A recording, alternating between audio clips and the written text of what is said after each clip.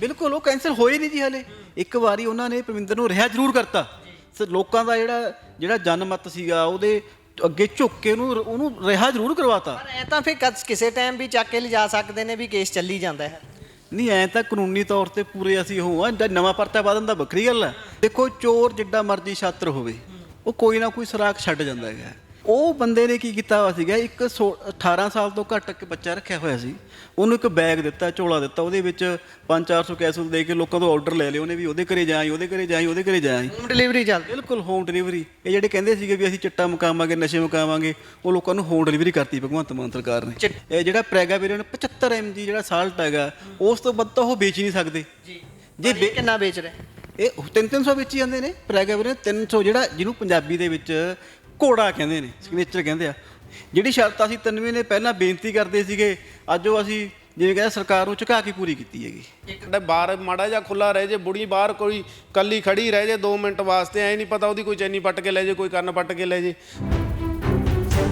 ਜੋ ਕੁਝ ਹੋਇਆ ਬਲਵਿੰਦਰ ਝੋਟੇ ਦੀ ਗ੍ਰਿਫਤਾਰੀ ਹੁੰਦੀ ਹੈ, ਕੇਸਾਂ ਦੀ ਬੇਅਦਬੀ ਹੁੰਦੀ ਹੈ, ਉਸ ਤੋਂ ਬਾਅਦ ਜੋ ਵੀ ਇਸ ਦੇ ਵਿੱਚ ਹੁਣ ਬੇਸ਼ੱਕ ਬਾਈ ਬਾਹਰ ਹੈ, ਪਰ ਉਸ ਦੇ ਵਿੱਚ ਇੱਕ ਗੱਲ ਹੈ ਜਿਹੜੀ ਉਲਟ ਪਰਚਾ ਕੋਈ ਕਰਨ ਦੀ ਵਿਉਂਤਬੰਦੀ ਘੜੀ ਗਈ ਸੀ ਜਾਂ ਫਿਰ ਕੀਤਾ ਗਿਆ ਹੈ ਕੋਈ, ਕਿ ਜਿਹੜੇ ਬੇਅਦਬੀ ਹੋਈ ਹੈ ਜਾਂ ਫਿਰ 295 ਦਾ ਇਹੋ ਜਿਹਾ? ਸਭ ਤੋਂ ਪਹਿਲਾਂ ਤਾਂ ਅਸੀਂ ਤੁਹਾਨੂੰ ਇਹ ਦੱਸ ਦੇਣਾ ਚਾਹੁੰਦੇ ਹਾਂ ਵੀ ਜਿਹੜੇ ਪਰਮਿੰਦਰ ਝੋਟੇ ਦੇ ਕੇਸ ਸੀਗੇ, ਉਹ ਕੇਸਾਂ ਨੂੰ ਸਰਕਾਰ ਨੇ, ਇਹਨਾਂ ਦੇ OSD ਆਏ ਸੀਗੇ, 2 MLA ਸੀਗੇ, ਇਹਨਾਂ ਦੇ ਪੰਜਾਬ ਪ੍ਰਧਾਨ ਬੁੱਧ ਰਾਮ ਜੀ ਉਸ ਮੀਟਿੰਗ ਦੇ ਵਿੱਚ ਬੈਠੇ ਸੀਗੇ। ਉੱਥੇ ਕਮਿਟਮੈਂਟ ਹੋਈ ਸੀ ਵੀ ਪਰਮਿੰਦਰ ਝੋਟੇ ਨੂੰ ਹਾਲ ਦੀ ਘੜੀ ਰਿਲੀਜ਼ ਕਰਾ ਕੇ ਤੇ ਇਹਦੇ ਜਿਹੜੇ ਪਰਚੇ ਉਹ ਸਰਕਾਰ ਕੈਂਸਲ ਕਰੂਗੀ। ਪਰ ਪਿਛਲੇ ਦਿਨੀ ਉਸ ਡੇਟ ਤੇ ਜਿਹੜਾ ਉਹ ਕੈਂਸਲੇਸ਼ਨ ਪੇਸ਼ ਨਹੀਂ ਕੀਤੀ। ਉਸ ਸੰਬੰਧ ਵਿੱਚ ਸਰਕਾਰ ਨਾਲ ਗੱਲ ਕੀਤੀ ਗਈ, ਪ੍ਰਸ਼ਾਸਨ ਨਾਲ ਗੱਲ ਕੀਤੀ ਗਈ, ਉਹ ਸਿਰੇ ਤੋਂ ਮੁੱਕਰ ਗਏ। ਉਹ ਕਹਿੰਦੇ ਵੀ ਅਸੀਂ ਇਹ ਜਿਹੜੇ ਪਰਚੇ ਹਾਲ ਅਸੀਂ ਕੈਂਸਲ ਨਹੀਂ ਕਰ ਸਕਦੇ।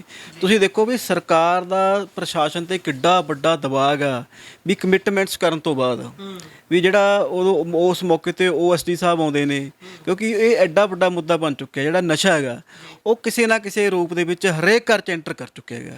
ਹਰੇਕ ਬੰਦਾ ਨਸ਼ੇ ਤੋਂ ਤੰਗ ਆ ਅਤੇ ਪਰਮਿੰਦਰ ਝੋਟੇ ਨੂੰ ਪੰਜਾਬ ਦੇ ਲੋਕਾਂ ਨੇ ਸ਼ਾਬਾਸ਼ ਦਿੱਤੀ ਆ ਵੀ ਹਰੇਕ ਬੰਦਾ ਚਾਹੁੰਦਾ ਸੀ ਨਸ਼ਾ ਬੰਦ ਹੋਵੇ, ਪਰ ਨਸ਼ੇ ਦੇ ਖਿਲਾਫ ਬੋਲਣ ਵਾਸਤੇ ਕੋਈ ਜੁਰਤ ਵਾਲਾ ਬੰਦਾ, ਕੋਈ ਦਲੇਰ ਬੰਦੇ ਨੂੰ ਇਹ ਥਾਪਣਾ ਜਿਹੜੀ ਦੇਣੀ ਬਣਦੀ ਸੀ। ਅਤੇ ਪਰਮਿੰਦਰ ਝੋਟਾ ਹਜ਼ਾਰਾਂ ਕਰੋੜਾਂ ਲੋਕਾਂ ਦਾ ਮਸੀਹਾ ਬਣਿਆ। ਜਿਹੜੇ ਦਲਦਲ ਦੇ ਵਿੱਚ ਫਸੇ ਲੋਕ ਨੇ ਉਹਨਾਂ ਨੂੰ ਕੱਢਣ ਵਾਸਤੇ, ਉਹਨਾਂ ਨੂੰ ਇੰਸਪਾਇਰ ਕਰਨ ਵਾਸਤੇ ਉਹ ਜਿਹੜਾ ਪਹਿਲ ਕੀਤੀ ਪਰਮਿੰਦਰ ਝੋਟੇ ਨੇ ਕੀਤੀ। ਲੋਕ ਚਾਹੁੰਦੇ ਸੀ ਵੀ ਪਰਮਿੰਦਰ ਝੋਟਾ ਬਾਹਰ ਆਵੇ। ਜਿਹੜਾ ਇਹ ਨੈਕਸਸ ਆ, ਜਿਹੜੀ ਇਹ ਲੜੀ ਆ, ਉਹਨੂੰ ਦੇਖੋ, ਜਿਹੜੇ ਤਾਂ ਜਿਨ੍ਹਾਂ ਦੇ ਬੱਚੇ ਦਾ ਨਸ਼ਾ ਕਰ ਰਹੇ ਨੇ ਉਹ ਬੱਚਿਆਂ ਨੂੰ ਨਸ਼ਾ ਛਡਾਉਣਾ ਚਾਹੁੰਦੇ ਨੇ। ਜਿਹੜੇ ਬੱਚੇ ਨਸ਼ਾ ਨਹੀਂ ਕਰਦੇ, ਉਹ ਮਾਤਾਵਾਂ ਭੈਣਾਂ, ਉਹ ਫਾਦਰ ਪੇਰੈਂਟਸ ਨੇ ਜਿਹੜੇ, ਉਹ ਚਾਹੁੰਦੇ ਨੇ ਵੀ ਸਾਡਾ ਬੱਚਾ ਕਿਤੇ ਨਸ਼ੇ ਦੇ ਵਿੱਚ ਨਾ ਪੈ ਜੇ। ਉਹ ਇਹ ਦੋਨੇ ਲੜੀਆਂ ਨੂੰ ਤੋੜਨ ਵਾਸਤੇ ਨਸ਼ੇ ਦੀ ਜਿਹੜੀ ਸਪਲਾਈ ਆ ਉਹ ਬੰਦ ਕਰਵਾਉਣੀ ਪੈਣੀ ਸੀ। ਅਤੇ ਉਹਦੇ ਵਿੱਚ ਸਭ ਤੋਂ ਵੱਡਾ ਹੰਭਲਾ ਜਿਹੜਾ ਸਰਕਾਰ ਤੋਂ, ਪ੍ਰਸ਼ਾਸਨ ਤੋਂ ਬਾਅਦ ਜਿਹੜਾ ਪਰਮਿੰਦਰ ਝੋਟੇ ਨੇ ਮਾਰਿਆ ਹੈਗਾ। ਹਰੇਕ ਅੱਜ ਦੀ ਘੜੀ ਤੁਸੀਂ ਇਹ ਮੰਨ ਕੇ ਚੱਲੋ ਵੀ ਜਿਹੜੇ 45 ਸਾਲ ਤੋਂ ਉੱਪਰ ਏਜਡ ਬੰਦੇ ਨੇ ਜਾਂ ਸਾਡੀਆਂ ਮਾਤਾਵਾਂ ਭੈਣਾਂ ਨੇ ਜਿਨ੍ਹਾਂ ਦੇ ਬੱਚੇ 17-18, 16-17-18 ਸਾਲ ਦੇ ਹੋ ਗਏ, ਪਰਮਿੰਦਰ ਉਹਨਾਂ ਦਾ ਅੱਜ ਫੇਵਰੇਟ ਬਣਿਆ ਹੋਇਆ ਹੈਗਾ। ਉਹ ਪਰਮਿੰਦਰ ਦੀ ਨੂੰ ਦੇਖ ਕੇ ਜੋ ਰਹੀਆਂ ਨੇ, ਉਹ ਪਰਮਿੰਦਰ ਦੀ ਜਾਨ ਮਾਲ ਦੀ ਰੱਖਿਆ ਵਾਸਤੇ ਵੀ ਤੜਕੇ ਉੱਠ ਕੇ ਗੁਰੂ ਮਹਾਰਾਜ ਸਾਹਿਬ ਦੇ ਅੱਗੇ ਅਰਦਾਸ ਕਰਦੀਆਂ ਵੀ ਇਸ ਬੰਦੇ ਨੂੰ ਚੜ੍ਹਦੀ ਕਲਾ ਦੇ ਵਿੱਚ ਰੱਖੋ। ਉਹਦਾ ਕਾਰਨ ਇਹ ਹੈ ਵੀ ਜੇ ਇਹ ਬੰਦੇ ਨੇ ਹੰਭਲਾ ਮਾਰਿਆ, ਜੇ ਇਹ ਬੰਦਾ ਬੈਠਾ ਰਹੂਗਾ ਤਾਂ ਸਾਡੇ ਪੁੱਤ ਬਚੇ ਰਹਿਣਗੇ। ਇਸ ਕਰਕੇ ਜਿਹੜੀ ਇਹ ਪਰਮਿੰਦਰ ਝੋਟੇ ਦੀ ਮੁਹਿੰਮ ਸੀ, ਉਸ ਮੁਹਿੰਮ ਅੱਗੇ ਸਰਕਾਰ ਨੂੰ ਝੁਕਣਾ ਪੈ ਗਿਆ। ਸਰਕਾਰ ਦਬਾਅ ਮੰਨ ਗਈ, ਕਿਉਂਕਿ ਪਰਮਿੰਦਰ ਝੋਟਾ ਜਦੋਂ ਅੰਦਰ ਸੀਗਾ ਲੋਕਾਂ ਦਾ ਇੰਨਾ ਦਬਾਅ ਸਰਕਾਰ 'ਤੇ ਬਣ ਰਿਹਾ ਸੀ। ਤੁਸੀਂ ਦੇਖੋ ਵੀ ਉਹ ਅੱਜ ਤੋਂ ਤੁਸੀਂ 15 ਦਿਨ ਪਹਿਲਾਂ ਜਦੋਂ ਪਰਮਿੰਦਰ ਝੋਟਾ ਰਿਹਾ ਹੁੰਦਾ ਹੈਗਾ, ਅਤੇ ਜਿਹੜੀ ਇਹ ਜੁਲਾਈ ਤੋਂ ਮੁਹਿੰਮ ਚੱਲੀ ਸੀ, 26-27 ਜੁਲਾਈ ਤੋਂ, ਟਿਲ ਦੈਨ ਰਿਹਾਈ ਆਫ ਦੀ ਪਰਮਿੰਦਰ ਝੋਟਾ, ਉਸ ਦਿਨ ਤੋਂ ਲੈ ਕੇ ਅਰੈਸਟ ਤੋਂ ਲੈ ਕੇ ਰਿਹਾਈ ਤੱਕ ਕਿਸੇ ਵੀ ਅਖਬਾਰ ਦੀ ਹੈਡਲਾਈਨ, ਕਿਸੇ ਵੀ ਚੈਨਲ ਦੀ ਹੈਡਲਾਈਨ ਉਹ ਪਰਮਿੰਦਰ ਝੋਟੇ ਨਾਲ ਭਰੀ ਹੋਈ ਸੀ, ਕਿਉਂਕਿ ਮੁੱਦਾ ਬੜਾ ਚੰਗਾ ਸੀਗਾ। ਅਤੇ ਇਸ ਕਰਕੇ ਉਸ ਸਮੇਂ ਸਰਕਾਰ ਨੂੰ ਝੁਕਣਾ ਪਿਆ, ਛੱਡਣਾ ਪਿਆ। ਪਰ ਅੱਜ ਸਰਕਾਰ ਜਿਹੜੇ ਉਹ ਵਾਅਦੇ ਕੀਤੇ ਸੀ ਉਹ ਤੋਂ ਮੁੱਕਰਦੀ ਨਜ਼ਰ ਆ ਰਹੀ ਹੈ। ਅਸੀਂ ਕਈ ਵਾਰ ਪ੍ਰਸ਼ਾਸਨ ਨੂੰ ਇਸ ਗੱਲ 'ਤੇ ਯਾਦ ਕਰਵਾ ਰਹੇ ਹੈਗੇ, ਜਾ ਕੇ ਵੀ ਆਏ ਹੈਗੇ। ਸਾਡਾ ਇੱਕ 5 ਮੈਂਬਰੀ ਵਫਦ SSP ਸਾਹਿਬ ਨੂੰ ਵੀ ਮਿਲਿਆ ਸੀ ਵੀ ਤੁਸੀਂ ਇਹ ਜਿਹੜਾ ਪਰਮਿੰਦਰ ਦੇ ਖਿਲਾਫ ਜਿਹੜੇ ਤੁਸੀਂ ਪਰਚੇ ਰੱਦ ਕਰਨੇ ਸੀ, ਉਹਨਾਂ ਦੀ ਕਾਨੂੰਨੀ ਤੌਰ 'ਤੇ ਉਹਦੀ ਕੈਂਸਲੇਸ਼ਨ ਦਾ ਕੋਰਟ ਦੇ ਵਿੱਚ ਪੇਸ਼ ਕਰੋ। ਜੇ ਤੱਕ ਉਹ ਕੈਂਸਲ ਨਾ ਮੰਨੇ ਜਾ। ਬਿਲਕੁਲ ਉਹ ਕੈਂਸਲ ਹੋਏ ਨਹੀਂ ਜੀ ਹਲੇ। ਇੱਕ ਵਾਰੀ ਉਹਨਾਂ ਨੇ ਪਰਮਿੰਦਰ ਨੂੰ ਰਿਹਾ ਜ਼ਰੂਰ ਕਰਤਾ।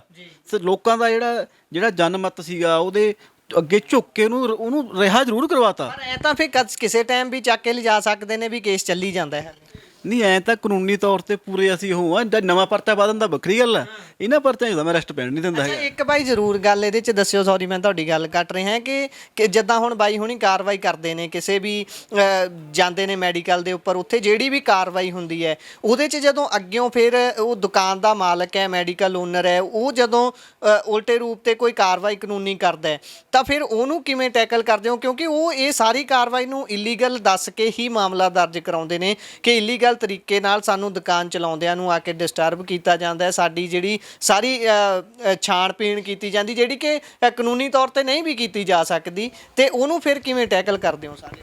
ਦੇਖੋ ਚੋਰ ਜਿੱਡਾ ਮਰਜ਼ੀ ਛਾਤਰ ਹੋਵੇ ਉਹ ਕੋਈ ਨਾ ਕੋਈ ਸੁਰਾਖ ਛੱਡ ਜਾਂਦਾ ਹੈਗਾ। ਹੁਣ ਜਿਹੜੇ ਹੁਣ ਜਿੰਨੇ ਵੀ ਅਸੀਂ ਮੈਡੀਕਲ ਸ਼ਾਪਸ ਤੇ ਗਏ ਹੈਗੇ ਜਾਂ ਜਿੱਥੇ ਸਾਡੀ ਟੀਮ ਗਈ ਹੈ, ਜਿੱਥੇ ਵੀ ਗਈ ਹੈ, ਉੱਥੇ ਕੁਛ ਨਾ ਕੁਛ ਟਰੈਪ ਲਾ ਕੇ ਗਏ ਹੋਏ ਨੇ। ਤੁਸੀਂ ਦੇਖੋ ਵੀ ਜਿਹੜਾ ਪਰਵਿੰਦਰ ਝੋਟੇ ਦੇ ਖਿਲਾਫ 142 ਨੰਬਰ FIR ਹੁੰਦੀ ਹੈ, ਉਹ ਅਸ਼ਵਨੀ ਕੁਮਾਰ ਨਾਂ ਦਾ ਬੰਦਾ ਸੀ, ਉਹ ਅਸ਼ਵਨੀ ਸ਼ਾਇਦ ਮੈਡੀਕਲ ਸਟੋਰ ਸੀਗਾ। ਉਹ ਬੰਦੇ ਨੇ ਕੀ ਕੀਤਾ ਹੋਇਆ ਸੀਗਾ, 18 ਸਾਲ ਤੋਂ ਘੱਟ ਇੱਕ ਬੱਚਾ ਰੱਖਿਆ ਹੋਇਆ ਸੀ, ਉਹਨੂੰ ਇੱਕ ਬੈਗ ਦਿੱਤਾ, ਝੋਲਾ ਦਿੱਤਾ, ਉਹਦੇ ਵਿੱਚ 500-400 ਕੈਪਸੂਲ ਦੇ ਕੇ ਲੋਕਾਂ ਤੋਂ ਆਰਡਰ ਲੈ ਲਏ ਉਹਨੇ ਵੀ ਉਹਦੇ ਘਰੇ ਜਾਈ, ਉਹਦੇ ਘਰੇ ਜਾਈ, ਉਹਦੇ ਘਰੇ ਜਾਈ। ਹੋਮ ਡਿਲੀਵਰੀ ਚੱਲਦੀ? ਬਿਲਕੁਲ ਹੋਮ ਡਿਲੀਵਰੀ। ਇਹ ਜਿਹੜੇ ਕਹਿੰਦੇ ਸੀਗੇ ਵੀ ਅਸੀਂ ਚਿੱਟਾ ਮੁਕਾਵਾਂਗੇ, ਨਸ਼ੇ ਮੁਕਾਵਾਂਗੇ, ਉਹ ਲੋਕਾਂ ਨੂੰ ਹੋਮ ਡਿਲੀਵਰੀ ਕਰਤੀ ਭਗਵੰਤ ਮਾਨ ਸਰਕਾਰ ਨੇ। ਚਿੱਟਾ ਕਹਿੰਦੇ ਬੰਦ ਕਰਾਂਗੇ ਤੇ ਨਵੇਂ ਤਰ੍ਹਾਂ ਦਾ ਚਿੱਟਾ ਵੇਚਣ ਲਾ ਦੇ। ਬਿਲਕੁਲ ਚਿੱਟਾ ਤਾਂ ਵੱਧ ਹੀ ਗਿਆ, ਨਾਲ ਜਿਹੜੇ ਮੈਡੀਕਲਸ ਨੇ, ਨਸ਼ੇ ਨੇ, ਉਹ ਹੋਰ ਵਧਾਤੇ। ਅੱਛਾ ਉਹਦੇ ਵਿੱਚ ਜਿਹੜੀ ਜਿਵੇਂ ਤੁਸੀਂ ਕੁਐਸਚਨ ਕੀਤਾ ਸੀਗਾ ਵੀ ਕਾਨੂੰਨੀ ਅੜਚਨ ਕੀ ਸੀ ਜਾਂ ਉਹ ਕਿਸ ਤਰ੍ਹਾਂ ਸਾਨੂੰ ਚੈਲੰਜ ਕਰ ਸਕਦੇ ਨੇ, ਜਿਵੇਂ ਹੁਣ ਉਹ ਬੰਦਾ ਫੜਿਆ ਉਦੋਂ ਜਿਹੜੀ ਮੈਡੀਸਨ ਫੜੀ, ਜਿਹੜਾ ਪ੍ਰੈਗਾਬਿਲਿਨ ਸਾਲਟ ਹੈਗਾ, ਸਿਗਨੇਚਰ ਆ ਘੋੜਾ, ਅੱਜ 3 ਦਿਨ ਪਹਿਲਾਂ DC ਮਾਨਸਾ ਵੱਲੋਂ ਮਾਨਸਾ ਦੇ ਵਿੱਚ ਬੈਨ ਕਰ ਦਿੱਤਾ ਗਿਆ ਹੈਗਾ। ਇਸ ਤੋਂ ਪਹਿਲਾਂ ਸੰਗਰੂਰ 'ਚ ਬੈਨ ਕੀਤਾ ਗਿਆ, ਬਰਨਾਲੇ ਬੈਨ ਕੀਤਾ ਗਿਆ। ਜੇ ਅਜਿਹੀਆਂ ਜਿਹੜੀਆਂ ਕੋਈ ਵੀ ਸਾਲਟ ਹੁੰਦੇ ਨੇ ਜਿਹੜੇ ਸਰਕਾਰ ਵੱਲੋਂ ਪਾਬੰਦੀਸ਼ੁਦਾ ਹੁੰਦੇ ਨੇ, ਉੱਥੇ 188 ਦੀ ਕਾਰਵਾਈ ਕੋਈ ਬੰਦਾ ਵੀ ਕਰਵਾ ਸਕਦਾ। ਇਸ ਤੋਂ ਪਹਿਲਾਂ ਕੋਈ ਇਹਦੇ ਵਿੱਚ ਮੈਜਰਮੈਂਟ ਵੀ ਸੀ ਵੀ ਕਿ ਇੰਨੀ ਮਿਕਦਾਰ ਤੱਕ ਦੁਕਾਨ ਤੇ ਰੱਖ ਸਕਦੇ ਨੇ, ਵੇਚ ਸਕਦੇ ਨੇ, ਜਾਂ ਕਿੰਨੇ mg ਤੱਕ, ਇਹੋ ਜਿਹੀ ਵੀ ਕੋਈ ਗੱਲ ਸੀ? ਬਿਲਕੁਲ। ਇਹ ਜਿਹੜਾ ਪ੍ਰੈਗਾਬਿਲਿਨ 75 mg ਜਿਹੜਾ ਸਾਲਟ ਹੈਗਾ, ਉਸ ਤੋਂ ਵੱਧ ਤਾਂ ਉਹ ਵੇਚ ਹੀ ਨਹੀਂ ਸਕਦੇ ਜੀ। ਜੇ ਕਿੰਨਾ ਵੇਚ ਰਹੇ? ਇਹ 300 ਵੇਚੀ ਜਾਂਦੇ ਨੇ ਪ੍ਰੈਗਾਬਿਲਿਨ 300, ਜਿਹੜਾ ਜਿਹਨੂੰ ਪੰਜਾਬੀ ਦੇ ਵਿੱਚ ਘੋੜਾ ਕਹਿੰਦੇ ਨੇ, ਸਿਗਨੇਚਰ ਕਹਿੰਦੇ ਆ, ਉਹ 300 mg ਵੇਚ ਰਹੇ ਨੇ ਦੁਕਾਨਦਾਰ। ਜਿਹੜੇ ਹੁਣ ਹੋ ਸਕਦਾ ਹੁਣ ਮਾਨਸਾ 'ਚ ਹੁਣ ਰੀਸੈਂਟਲੀ ਜਿਹੜਾ ਨਵਾਂ ਰਿਜ਼ਲਟ ਆਇਆ ਜਿਹੜਾ ਬੈਨ ਕੀਤਾ ਹੈਗਾ, ਵੈਸੇ ਤਾਂ ਅਸੀਂ ਸਾਰੇ ਜਿੰਨੇ ਅਸੀਂ ਫੜੇ ਨੇ, ਉਹ ਜਿਹੜਾ 142 ਨੰਬਰ FIR 'ਚ ਪਹਿਲਾਂ ਪਟਵਾਰੀ ਹੋਰਾਂ ਦਾ ਫੜਾ ਸੀਗਾ, ਝੋਟਾ ਉੱਥੇ ਮਗਰੋਂ ਆਇਆ ਸੀ। ਇਸ ਗੱਲ ਦਾ ਵੀ ਰੌਲਾ ਪਈ ਗਿਆ ਵੀ ਜਿਹੜਾ ਛਿੱਤਰਾਂ ਦਾ ਹਾਰ ਹੈ ਇਹਨਾਂ ਨੇ ਪਾਇਆ, ਇਹਨਾਂ ਪਾਇਆ। ਉਹ ਸਾਨੂੰ ਤਾਂ ਇਸ ਗੱਲ ਦਾ ਹੀ ਨਹੀਂ ਪਤਾ ਸੀ, ਉਹ ਤਾਂ ਲੋਕਾਂ ਨੇ ਘੇਰਿਆ ਹੋਇਆ ਸੀ, ਲੋਕਾਂ ਨੇ ਕੈਪਸੂਲ ਫੜੇ ਸੀ। ਜਦੋਂ ਫੜ ਕੇ ਲੋਕਾਂ ਨੇ ਕਾਰਵਾਈ ਕਰ ਲਈ, ਉਹ ਚਲੋ ਟੀਮ ਨੇ ਸਾਡੀ ਨੇ ਤਾਂ ਜਾਣੀ ਹੈ, ਸਾਡੀ ਤਾਂ ਮੁਹਿੰਮ ਹੀ ਇਹ ਸੀ ਵੀ ਨਸ਼ਿਆਂ ਦੇ ਖਿਲਾਫ। ਉੱਥੇ ਟੀਮ ਸਾਡੀ ਗਈ, ਸਿਰਫ ਇਹ ਸੀਗਾ ਵੀ ਇਹ ਬੰਦੇ ਹਾਈਲਾਈਟਡ ਸੀਗੇ, ਜਿਹੜੇ ਐਂਟੀ ਡਰੱਗ ਟਾਸਕ ਫੋਰਸ ਆ, ਉਹ ਮਾਨਸਾ ਦੇ ਵਿੱਚ ਕੀ ਪੂਰੇ ਪੰਜਾਬ ਕੀ ਹੁਣ ਤਾਂ ਸਾਰੇ ਕਿਤੇ ਹਾਈਲਾਈਟਡ ਹੈਗੀ। ਤਾਂ ਉਹਨਾਂ ਦੇ ਵਿੱਚੋਂ ਜਿਹੜੇ 5 ਬੰਦੇ ਸੀਗੇ, ਪਰਵਿੰਦਰ ਝੋਟੇ ਦੇ ਪਰਚਾ ਦਰਜ ਹੋਇਆ, ਅਮਨ ਪਟਵਾਰੀ ਤੇ ਹੋਇਆ, ਜੱਸੀ ਮੋਂਗੜੀ ਤੇ ਹੋਇਆ, ਮੇਰਾ ਖਿਆਲ ਚਨੀਰ ਵਾਲੇ ਗਹਿਟੀ ਤੇ ਹੋਇਆ, 1-2 ਬੰਦੇ ਤੇ ਹੋਰ ਹੋਇਆ, ਮੇਰੇ ਹੁਣ FIR ਹੱਥ 'ਚ ਨਹੀਂ ਹੈਗੀ। ਉਹ ਸਿਰਫ ਬੰਦੇ ਸੀ ਜਿਹੜੇ ਉਹ ਐਂਟੀ ਡਰੱਗ ਟਾਸਕ ਫੋਰਸ ਦੇ ਬੰਦੇ, ਨਾਲੇ ਹਾਈਲਾਈਟਡ ਸੀ। ਬਿਲਕੁਲ ਹਾਂ, ਵਿੱਚ ਉਹੀ ਮੇਨ ਅਸਲ 'ਚ ਕੀ ਆ, ਇਹ 11-12 ਬੰਦਿਆਂ ਦੀ ਟੀਮ 'ਚ ਸ਼ੁਰੂ ਤੋਂ ਚੱਲੀ ਸੀਗੀ। ਉਹੀ ਟੀਮ ਨੇ ਅੱਗੇ ਜਾ ਕੇ ਚਲੋ ਗਰੁੱਪ ਬਣਦਾ ਗਿਆ। ਅੱਜ ਤਾਂ ਗਿਣਤੀ ਇੰਨੀ ਹੋ ਗਈ ਵੀ ਜੇ ਕਈ ਵਾਰੀ ਅਸੀਂ ਆਪ ਭੁੱਲ ਜਾਂਦੇ ਹਾਂ ਗਿਣਤੀ ਕਰਨ ਲੱਗੇ ਵੀ ਉਹ ਬੰਦਾ ਰਹਿ ਗਿਆ ਸਾਡਾ। ਇਸ ਕਰਕੇ ਕੋਈ ਕਾਨੂੰਨੀ ਅੜਚਣ ਨਹੀਂ, 188 ਦੀ ਕਾਰਵਾਈ ਕੋਈ ਵੀ ਕਰਵਾ ਸਕਦਾ। ਜਿੱਥੇ ਕੋਈ ਪਾਬੰਦੀਸ਼ੁਦਾ ਕੋਈ ਵੀ ਮੈਡੀਸਨ ਹੈਗੀ, ਕੋਈ ਵੀ ਮੈਡੀਸਨ ਆ, ਸਾਡੀ ਜਿਹੜੀ ਪਹਿਲੀ ਡਿਮਾਂਡ ਸੀ, ਪਹਿਲੇ ਦਿਨ ਦੀ ਡਿਮਾਂਡ ਸੀ, ਜਦੋਂ ਸਾਡੀ SSP ਮਾਨਸਾ ਨਾਲ ਪਹਿਲੇ ਦਿਨੋਂ ਮੀਟਿੰਗ ਹੋਈ ਹੈ, ਸਾਡੀ ਪਹਿਲੀ ਡਿਮਾਂਡ ਇਹ ਸੀ ਵੀ ਮਾਨਸਾ ਜ਼ਿਲ੍ਹੇ ਦੇ ਵਿੱਚ ਕੋਈ ਵੀ ਮੈਡੀਕਲ ਸਟੋਰ ਬਿਨਾਂ ਡਾਕਟਰ ਦੀ ਪਰਚੀ ਤੋਂ, ਵਿਦਆਊਟ ਪ੍ਰਿਸਕ੍ਰਿਪਸ਼ਨ, ਕੋਈ ਵੀ ਬੰਦਾ, ਕੋਈ ਵੀ ਮੈਡੀਕਲ ਸਟੋਰ ਵਾਲਾ ਕੋਈ ਵੀ ਦਵਾਈ ਨਾ ਵੇਚੇ। ਉਹੀ ਡਿਮਾਂਡ ਸਾਡੀ ਅੱਜ ਰੱਖੀ ਹੋਈ ਹੈ। ਅੱਜ ਸਾਡੀਆਂ ਜਿਹੜੀਆਂ ਸਾਡੀਆਂ ਸ਼ਰਤਾਂ ਸੀਗੀਆਂ, ਜੇ ਲੋਕਾਂ ਦੇ ਜਿਹੜੇ ਰੋਸ ਨੂੰ ਦੇਖਦੇ ਹੋਏ 3 ਦਿਨ ਪਹਿਲਾਂ DC ਮਾਨਸਾ ਨੇ ਗੱਲ ਕਹੀ ਹੈ ਵੀ ਜਿਹੜਾ ਸਿਗਨੇਚਰ ਕੈਪਸੂਲ ਹੈਗਾ, ਪ੍ਰੈਗਾਬਿਲਿਨ ਹੈਗਾ, ਉਹ 75 mg ਤੱਕ ਵੇਚ ਸਕਦੇ ਨੇ ਦੁਕਾਨਦਾਰ, ਪਰ ਉਹਦੇ ਵਾਸਤੇ ਡਾਕਟਰ ਦੀ ਪਰਚੀ ਹੋਣੀ ਜ਼ਰੂਰੀ ਹੈ ਤੇ ਤੁਸੀਂ ਬਿੱਲ ਵੀ ਦੇਣਾ। ਜਿਹੜੀ ਸ਼ਰਤ ਅਸੀਂ 93 ਨੇ ਪਹਿਲਾਂ ਬੇਨਤੀ ਕਰਦੇ ਸੀਗੇ, ਅੱਜ ਉਹ ਅਸੀਂ ਜਿਵੇਂ ਕਹਿੰਦੇ ਸਰਕਾਰ ਨੂੰ ਝੁਕਾ ਕੇ ਪੂਰੀ ਕੀਤੀ ਹੈਗੀ। ਇੱਕ ਤਰ੍ਹਾਂ ਦੀ ਜਿੱਤ ਹੈ। ਬਿਲਕੁਲ ਜਿੱਤ ਤਾਂ ਹੈਗੀ ਹੈ ਜੀ, ਸਾਡੀ ਗੱਲ ਠੀਕ ਹੈ, ਪਰ ਜਿੰਨਾ ਟਾਈਮ ਇਹ ਖਾਤਮਾ ਨਹੀਂ ਨਾ ਹੁੰਦਾ ਹੈਗਾ, ਅਸੀਂ ਉਹਨੂੰ ਜਿੱਤ ਨਹੀਂ ਮੰਨਦੇ। ਤੁਸੀਂ ਦੇਖਿਆ ਉਹ ਜਦੋਂ ਪਰਵਿੰਦਰ ਝੋਟਾ ਬਾਹਰ ਆਇਆ ਸੀਗਾ ਤਾਂ ਉਹਨੇ ਪਹਿਲੀ ਗੱਲ ਇਹੀ ਕਹੀ ਸੀ ਪੱਤਰਕਾਰ ਭਰਾਵਾਂ ਨੂੰ ਵੀ ਮੈਂ ਆ ਗਿਆ ਯਾਰ, ਮੈਨੂੰ ਖੁਸ਼ੀ ਹਜੇ ਹੈ ਨਹੀਂ, ਕਿਉਂਕਿ ਜਿਹੜੇ ਨੈਕਸਸ 'ਚੋਂ ਮੈਂ ਨਿਕਲ ਕੇ ਆਇਆ, ਕਿਉਂਕਿ ਜੇਲ੍ਹ 'ਚੋਂ ਆਇਆ ਸੀ, ਜੇਲ੍ਹ 'ਚ ਵੀ ਬੜਾ ਕੁਛ ਸੀਗਾ। ਉਹ ਉਦੋਂ ਵੱਧ ਸ਼ਹਿਰਾਂ ਦੇ ਵਿੱਚ ਆਮ ਰੂਟੀਨ ਮੈਟਰਸ ਦੇ ਵਿੱਚ ਚੱਲੀ ਜਾਂਦਾ ਹੈਗਾ।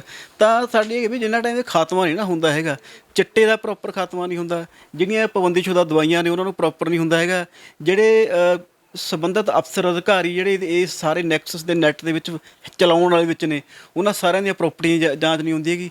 ਜਿਹੜੇ ਮੈਡੀਕਲ ਸਟੋਰਾਂ ਨੇ ਇੱਥੇ ਮਾਨਸਾ ਦੇ ਵਿੱਚ ਇੱਕ ਦਿੱਕਤ ਹੋਰ ਹੈਗੀ, ਕਈ ਮੈਡੀਕਲ ਸਟੋਰ ਇਹੋ ਜਿਹੇ ਨੇ ਆਪ ਦੀ ਦੁਕਾਨ ਤਾਂ ਉਹਨਾਂ ਨੇ ਰੱਖੀ ਹੋਈ ਹੈ ਜਮਾ ਸਤੀ ਵੀ ਜਮਾ ਇੱਥੇ ਤਾਂ ਅਸੀਂ ਗਿੱਲੇ ਗੋਹੇ 'ਤੇ ਪੈਰ ਵੀ ਨਹੀਂ ਧਰਦੇ, ਅਤੇ ਉਹਨਾਂ ਨੇ ਆਮ ਰੂਟੀਨ ਮਾਨਸਾ ਦੇ ਆਊਟਰ ਸਾਈਡਸ 'ਤੇ ਦੁਕਾਨਾਂ ਖਲਾਈਆਂ ਹੋਈਆਂ ਆਪਦੇ ਬਾਲਕ ਚੇਲਿਆਂ ਤੋਂ।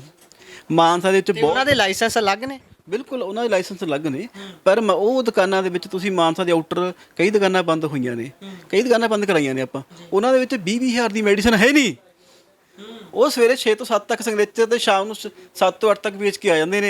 ਬਾਕੀ ਉਹਨਾਂ ਨੇ ਇੱਕ ਮੁੰਡਾ ਰੱਖਿਆ ਹੋਇਆ 2000 3000 ਵੀ ਮਹੀਨੇ ਤੇ, ਉਹ ਬਸ ਬੈਠਾ ਸਿਰ ਦੋਸੇ ਕੋਈ ਤਿਆਬ ਦੀ ਗੋਲੀ ਦੇਤੀ। ਲਾ ਲਓ ਵੀ ਇੱਕ ਤਰ੍ਹਾਂ ਸਿਗਨੇਚਰ ਦੀ ਫਰੈਂਚਾਈਜ਼ੀ ਵਾਂਗੂ ਹੀ ਕੰਮ ਕਰਦੇ। ਬਿਲਕੁਲ ਬਿਲਕੁਲ ਹਾਂ ਬਿਲਕੁਲ।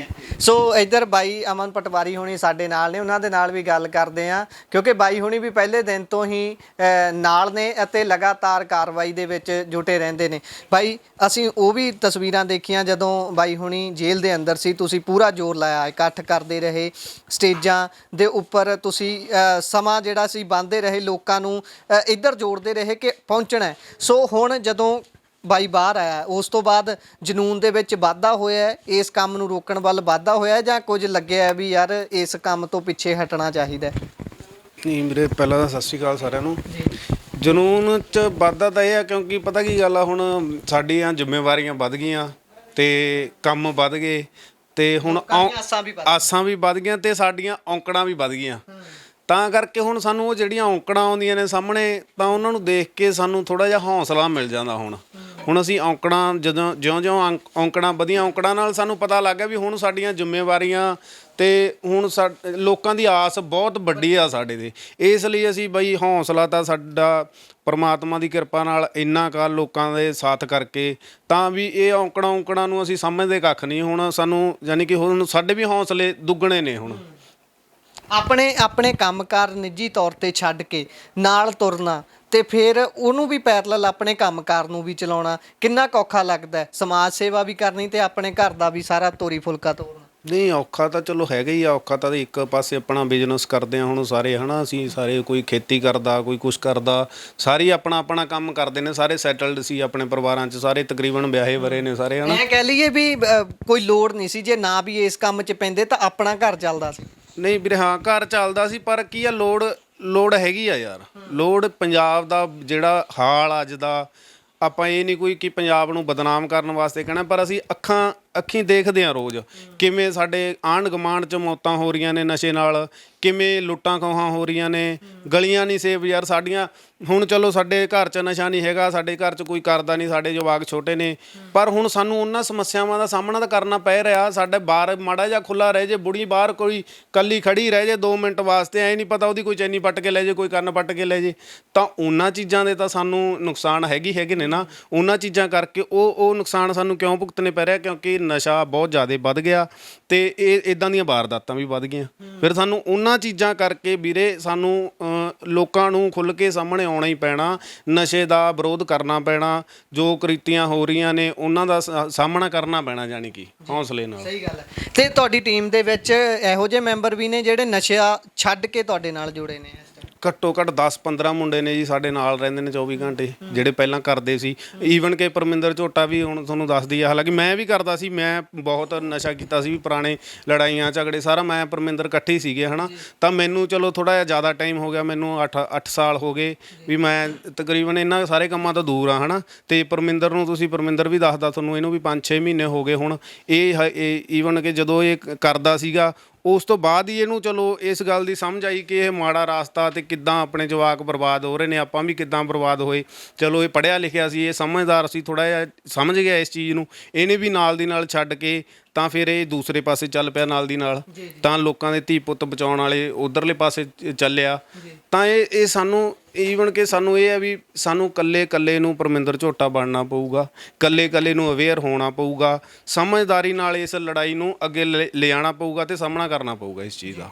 ਸੋ ਤੁਸੀਂ ਸਮਾਂ ਦਿੱਤਾ, ਤੁਹਾਡਾ ਬਹੁਤ ਬਹੁਤ ਧੰਨਵਾਦ। ਸੋ ਇਹ ਸੀ ਐਂਟੀ ਡਰੱਗ ਟਾਸਕ ਫੋਰਸ ਜਿਹੜੀ ਮਾਨਸਾ ਦੇ ਵਿੱਚ ਚੱਲਦੀ ਹੈ, ਤੇ ਪਲਵਿੰਦਰ ਝੋਟਾ ਹੁਣੀ ਜਿਹੜਾ ਇਸ ਸਮੇਂ ਮਾਨਸਾ ਨਹੀਂ ਪੂਰੇ ਪੰਜਾਬ ਦੇ ਵਿੱਚ ਇੱਕ ਵੱਡਾ ਨਾਮ ਬਣ ਕੇ ਉੱਭਰਿਆ ਹੈ, ਅਤੇ ਉਹਨਾਂ ਦੇ ਵੱਲੋਂ ਘੱਟੋ ਘੱਟ ਆਪਣੇ ਏਰੀਏ ਦੇ ਵਿੱਚ, ਆਪਣੇ ਜ਼ਿਲ੍ਹੇ ਦੇ ਵਿੱਚ ਤਾਂ ਨਸ਼ਾ ਖਤਮ ਕਰਨ ਦਾ ਤਹਈਆ ਕੀਤਾ ਹੀ ਗਿਆ ਹੈ ਤੇ ਹੋਰ ਜ਼ਿਲ੍ਹਿਆਂ ਦੇ ਵਿੱਚ ਵੀ ਲਗਾਤਾਰ ਟੀਮਾਂ ਬਣ ਰਹੀਆਂ ਨੇ। ਇੱਧਰ ਅਮਨਾ ਪਟਵਾਰੀ ਬਾਈ ਹੁਣਾਂ ਨਾਲ ਗੱਲ ਕੀਤੀ ਹੈ ਤੇ ਐਡਵੋਕੇਟ ਸਾਹਿਬ ਨਾਲ ਵੀ ਗੱਲ ਕੀਤੀ ਹੈ। ਸੋ ਤੁਸੀਂ ਜੁੜੇ ਰਹੋ ਪੰਜਾਬੀ ਰੇਡੀਓ USA ਦੇ ਨਾਲ, ਇਹੋ ਜਿਹੀਆਂ ਇੰਟਰਵਿਊਜ਼ ਲੈ ਕੇ ਤੁਹਾਡੇ ਤੱਕ ਪਹੁੰਚਦੇ ਰਹਾਂਗੇ। ਧੰਨਵਾਦ, ਸਤਿ ਸ਼੍ਰੀ ਅਕਾਲ।